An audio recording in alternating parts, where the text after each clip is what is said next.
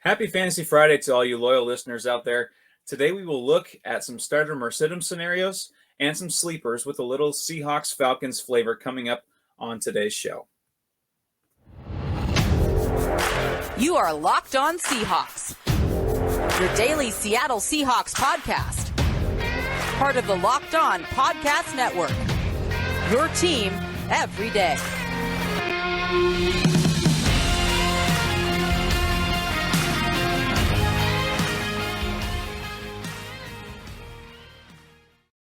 Greetings, 12s. This is Nick Lee, your host for this weekly bonus episode of Locked On Seahawks. It's Fantasy Friday. We're going to discuss some stardom or sit-em scenarios with a little bit of a Seahawks-Falcons matchup flavor, and as well as also a few to watch around the league if you're looking for some fantasy help in general, not just regarding the Seahawks or Falcons players. I'll try to give you my 2 cents in those situations as well. And then I'll give you 2 players that I think you might want to pick up on waivers as sleepers this week that are in some favorable matchups to give your team a boost this week if need be. So let's start with some stardom or sit-em. You know, in traditional fantasy form, I'll give a couple players that I think if you're mulling some matchup options with guys you already have on your team, these are a couple guys that I think if you already have, you should start, unless you, of course, have some of the top tier fantasy players starting above them. But I think this is a guy starting off that is a top tier fantasy player in his position, just kind of a waiting, sleeping giant. And that's Kyle Pitts, tight end for the Atlanta Falcons. The Seahawks normally do not defend tight ends well.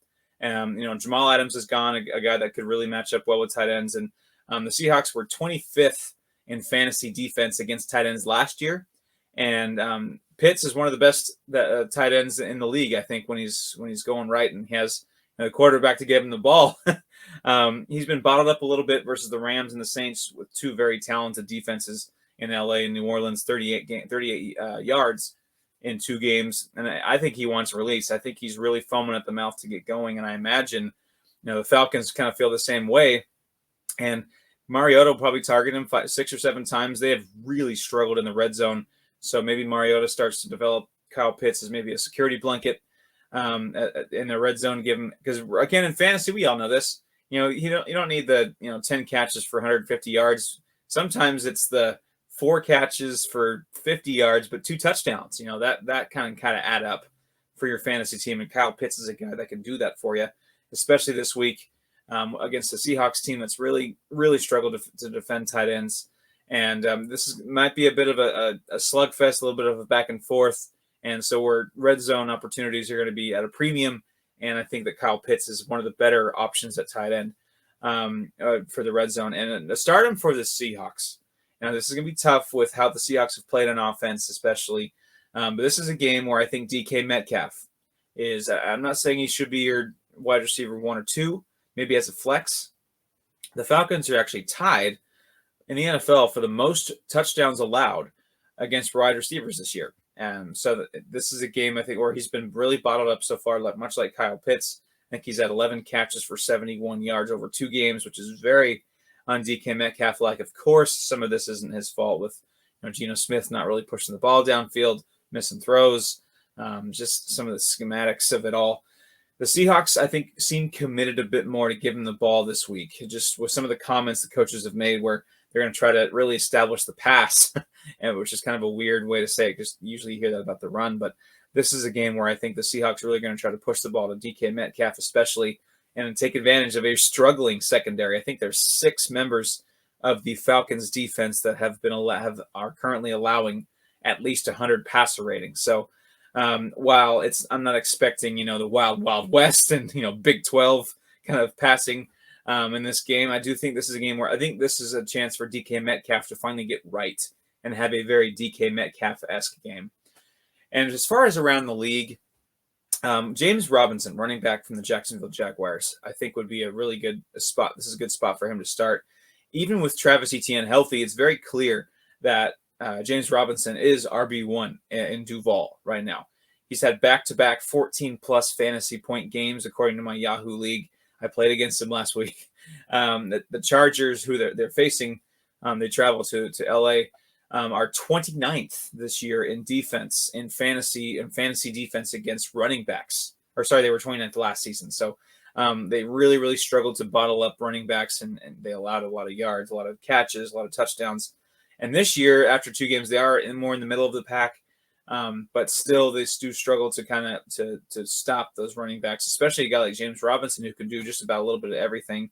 And he does seem featured in this offense, and it seems like Trevor Lawrence is pretty comfortable with James Robinson. So he's a guy I would look at if you have him on your bench. If you're not super convinced in some of your running back options, I would slide him in there. I think this is a good matchup for him. Now, as far as sit him, these are guys that I think you should stay away from better on your team. Maybe store him for another day, another week, where they might have a favorable matchup. For me, it's Rashad Penny, first of all. First of all, the Seahawks are dead last in rushing offense. Pete Carroll, I'm sure, has lost a lot of sleep over that. And Ken Walker III has also entered the rotation. Penny went from playing in 69% of the snaps in the first game to 41% against the 49ers. And now part of that was Seattle trying to play catch up as they fell behind. That can lead to less rushing attempts and snaps for running backs. But also Kenneth Walker III went from 0% in the first game to 24% in this past game. He played his first game and played a quarter of the offensive snaps. So that'll naturally dent Penny's fantasy value. And the Falcons are not letting running backs go crazy. In fact, if you take out a big run, Taysom Hill had 81 rushing yards in the first game against the Falcons with the Saints. And take that away and just deal about running backs, the Falcons have actually been really good at bottling up running backs. And so especially with some injuries along the offensive line for the Seahawks at Austin Blythe, Gabe Jackson just has not been good. This does not spell well for Rashad Penny to have a really good offensive game, really good fantasy game. So I would go ahead and sit Rashad Penny. There will be a time later, I think, where he does become valuable, but maybe not this week. And another sit him around the league. My dad's going to hate this. He's an Eagles fan, but Devonta Smith from the Eagles. And not necessarily because he's a bad receiver or maybe they have a poor matchup. This is just, I was joking with him the other day that because he loves talking Eagles. Devonta Smith is now the Woody to A.J. Brown's Buzz Lightyear. Brown has come into town and stole the show. Jalen Hurts clearly at least clearly is comfortable with A.J. Brown. They've had a good rapport. They've hooked up with some really big plays already in just 2 games. And Smith somewhat has been a bit of an afterthought, even after winning the Heisman, being a high draft pick last year. And he's, of course, just oozing with talent and ability. And I'm sure he'll have his games. But where I also think this matchup doesn't favor Devonta Smith is that the Eagles are favored over the Commanders. And if they establish a lead early, they'll probably stick with the run game. Jalen Hurts is a heck of a running quarterback as well. They have a bevy of decent running backs for Philadelphia: Miles Sanders, Kenneth Gainwell, Boston Scott. And if they get a lead, they're probably going to lean heavier on the legs of those guys, and they won't be pushing the ball downfield. They won't be airing it out a bunch. So Devonta Smith is a guy I think that this isn't quite the matchup that you want if you have him on your fantasy team. When I come back, I'll give you 2 players to watch for on the waiver wire as sleepers to pick for a boost this week. So don't go anywhere. This is a Fantasy Friday episode of Locked On Seahawks. BetOnline.net is the fastest and easiest way to check in on all your betting needs. Find all your favorite sports and events at the #1 online source for odds, lines, and games. Find reviews and news of every league, including Major League Baseball, NFL, NBA, NHL, combat sports, esports, and even golf. BetOnline continues to be the top online resource for all your sports wagering information, from live in-game betting, scores, and podcasts. They have you covered. Head to BetOnline today or use your mobile device to learn more about the action happening today. BetOnline, where the game starts. Welcome back to the Fantasy Friday edition of Locked On Seahawks. I'm your host, Nick Lee. Let's talk sleepers. Now, everyone loves a good sleeper. Guys that might not be the sexiest fantasy players, not the top-tier talent that you have on your roster. They're more likely on your waiver wire or free agent pools in the league you play in. But they also face favorable matchups this week that could provide your team with a boost if need be. Maybe you're dealing with an injury or a really unfavorable matchup where your best tight end is facing the best defense, something like that. These are guys that you might want to pick up as maybe just hoping to get. This is absolutely roll the dice. Most of fantasy football is a roll the dice. We know that. And that's a disclaimer. This is no exact science for sure. My first sleeper I'm sticking with, the Falcons Seahawks matchup. Noah Fant. I know he's been extremely quiet and pretty much a non-factor for the Seahawks so far. 5 catches, 27 yards, 0 touchdowns. He is third on the team in targets after DK Metcalf and Tyler Lockett. The Falcons actually ranked 30th in the NFL in fantasy points allowed to tight ends this season after 2 games. Tyler Higbee from the Rams caught 7 catches for 71 yards last week. That I think is a bit also skewed by the fact that Taysom Hill is considered a tight end, and he had a pretty big game. So there's a little bit of that. But Fant is also a very talented tight end, and I feel like Smith will try to open up. Geno Smith will try to open up things a little bit with the passing game, and I think that will merit some red zone targets for Noah Fant. The Falcons are the 31st ranked defense in the red zone, and that is where Noah Fant can do some damage. Like I mentioned, you don't need him to go nuts with 150 yards.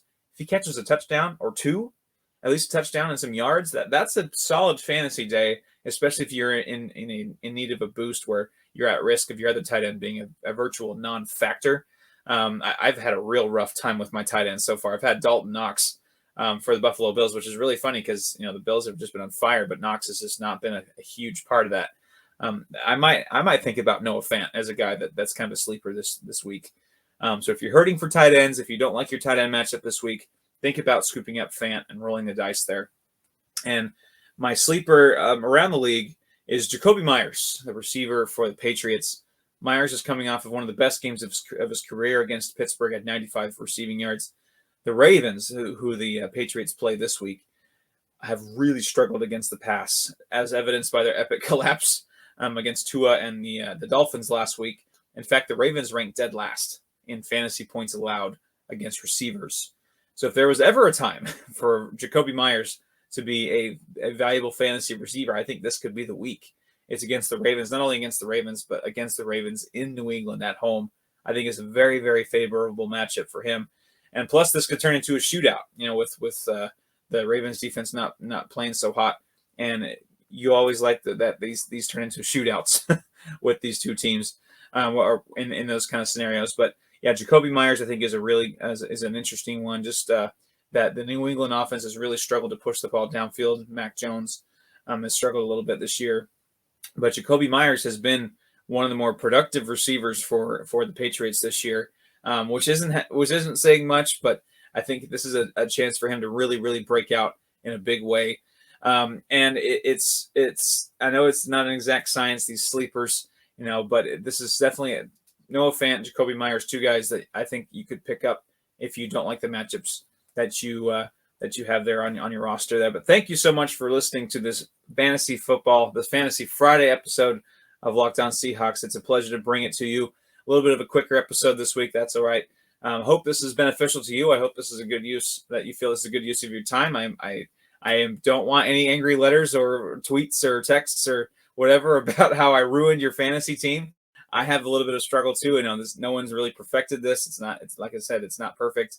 It is gambling, and that's kind of the perils of it. But I'm hoping to just get you in a position of success and maybe roll the dice a couple times. Maybe it comes up good for you. I hope so. But this is fun, and I'm hoping that this is somewhat beneficial to you and a good use of your time. But I'll be back next Friday for the Seahawks matchup, talking a little bit about that, and also around the league, just a few guys to look for as well. So thank you for listening to the Fantasy Friday bonus episode of Locked On Seahawks. I'm Nick Lee. Until next time, go Hawks, and make sure to check those bye weeks and those injury updates.